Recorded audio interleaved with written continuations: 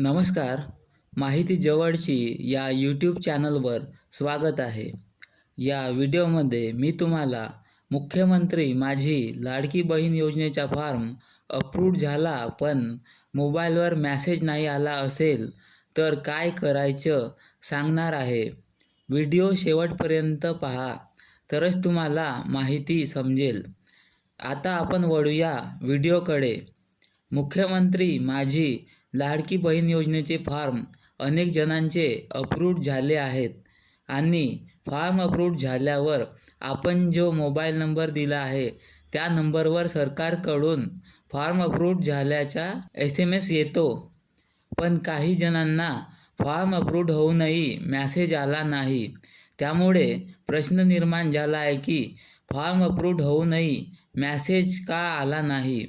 आता आपण या प्रश्नाचा उत्तर जाणण्याचा प्रयत्न करूया.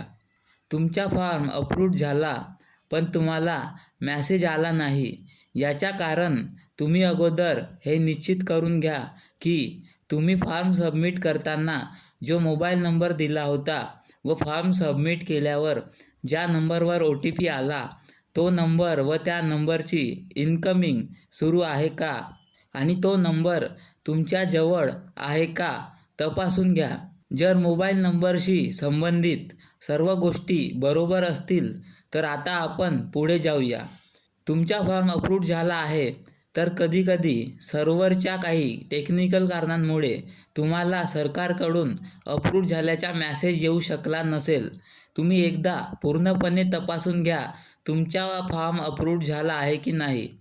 जर फॉर्म अप्रूव्ह झाला असेल व SMS जरी आला नसेल तर तुम्ही निश्चिंत राहा, कारण फॉर्म अप्रूव्ह झाल्यावर चिंता करण्याची गरज नाही.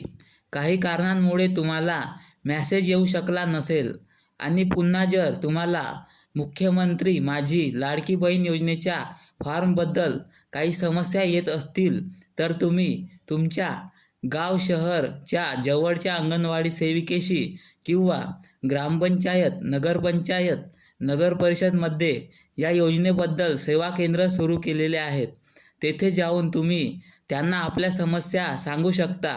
ते तुमची समस्या सोडविण्याचा प्रयत्न नक्कीच करतील, कारण त्यांना या योजनेसाठी मदतीस ठेवण्यात आलेला आहे. तर या व्हिडिओमध्ये एवढाच. व्हिडिओमधील माहिती आवडली असेल तर व्हिडिओला लाईक, शेअर आणि लेटेस्ट अपडेट्सकरिता माहिती जवळची या यूट्यूब चॅनलला सबस्क्राईब करा. भेटूया पुढच्या व्हिडिओमध्ये. धन्यवाद.